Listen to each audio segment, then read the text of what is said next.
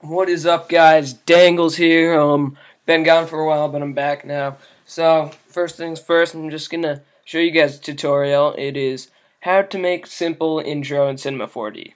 So, if you guys in senior in high school, and what seniors do generally, if you want to have a good life, you can go on to college. So I've been applying to colleges and working on all my applications, SATs, ACTs, whole 9 yards. Well, I'm pretty much done with all that stuff. So my life isn't as busy anymore. I still have hockey and, of course, social life on weekends, so I don't really play Xbox. But um, I have time right now because I don't have any homework or hockey, so I'm going to do a quick tutorial, and it's been requested by a lot of people. And this is the logo for Ammo. I'm going to make them an intro. If you guys didn't know, Ammo, it's We're Ammo. Upcoming clan, I'm going to be the GFX artist for them. It's like 350 subs they get in their partnership. They're really sick. You guys should check it out. I'll put their link in the description. But anyways, let's get on with the tutorial. So first things first, you want to go click this button and go up to save and change the format to QuickTime Movie right down here. And I always click Alpha Channel. So that's first and foremost. That's what you want to do. Second of all, you want to change these. This thing right here, I don't know what this is going to be set. I don't even really know what F stands for frame. So I do 350 frames. I like that. So, anyways. Hey, Charlie. Hi. Alright, sorry that got cut off. My mom came into the room, so, yeah. But anyways, what I was saying. So, since it's 350 frames, you want the rotating and everything to stop at a certain time. That way you could, like, add text in. So, I'm going to have it, like, stop at around 300. And so what you do, you need to click on the object that you're going to have rotating around, which is all these for me, and go down here to this red key, and you click that, and that's a keyframe. And for any of you, if you use After Effects, of course you know what a keyframe is. And but yeah, so what it does, a keyframe, if you don't, it basically, like, if you set two keyframes and you have different positions of an object, it automatically syncs it so that, like, I don't really know how to explain it. I would not be the person to do so. You'll find it. So anyways, it's keyframed at 300 frames to start standing still.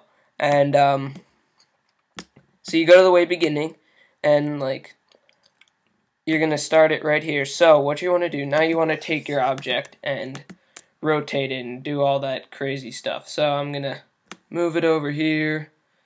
Let's just rotate it like twice. So 1, 2. And I'm just going to slide it down, or slide it over. Just zoom out for a second and down. So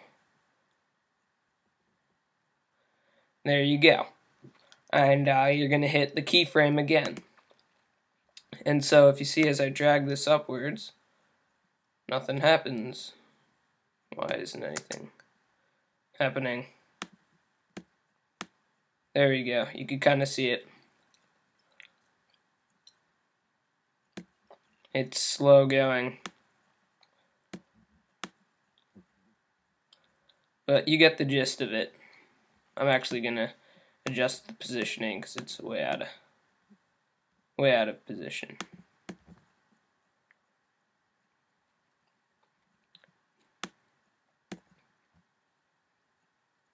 Okay, there we go. So that seems good. Just need to keyframe that again. Alright, now I'm going to take the other object and I'm going to rotate it twice this way. 1, 2. Okay, so it's a full rotation. It's another full rotation. And then we'll have this come from up above, soar above, and in this corner. And we'll keyframe that.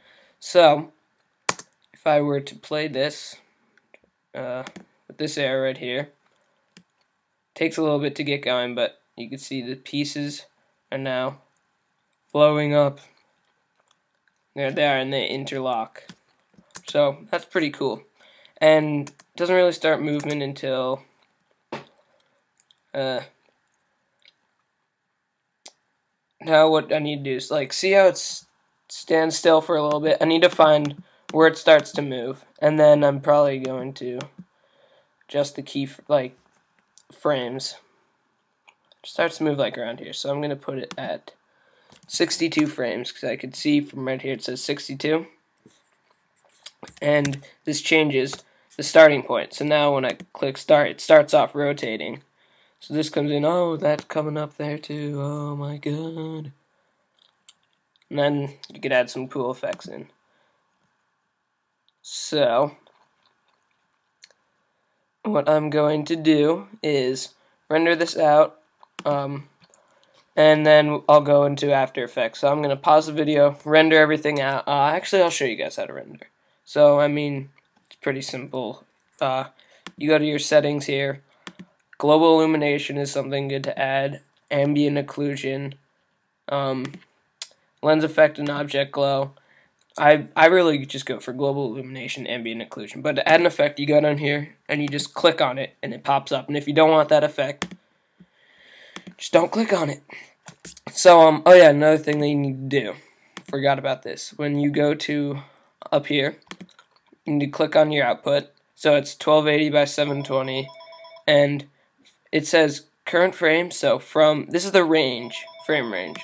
So it needs to be since you're starting at 62 frames, you need to change from 62, shut up phone, and go to 350. So that looks pretty good. 1280 by 720, that's always important. And click this little orange button here. Files cannot be written. Fuck that. Output paths. I don't know what happened.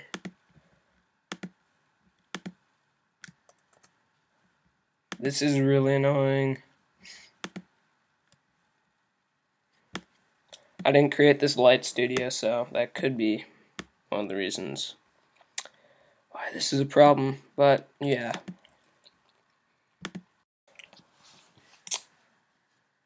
Alright, so I was having a bit of a problem there, and I realized it wasn't letting me render it, and it was because it's like saved to this guy's desktop, and obviously I don't have his desktop, so I need to save it to my desktop. Remember to save it, people. And I'll just do ammo intro logo. So there we go. Click the orange thing. Oops. I'm just gonna cancel out that. Yeah, let's stop that. Just gonna add these two things. There we go. So I'm gonna pause it, give you guys some time, and I'll come back later when this is done. This is gonna take forever, but yeah, see you.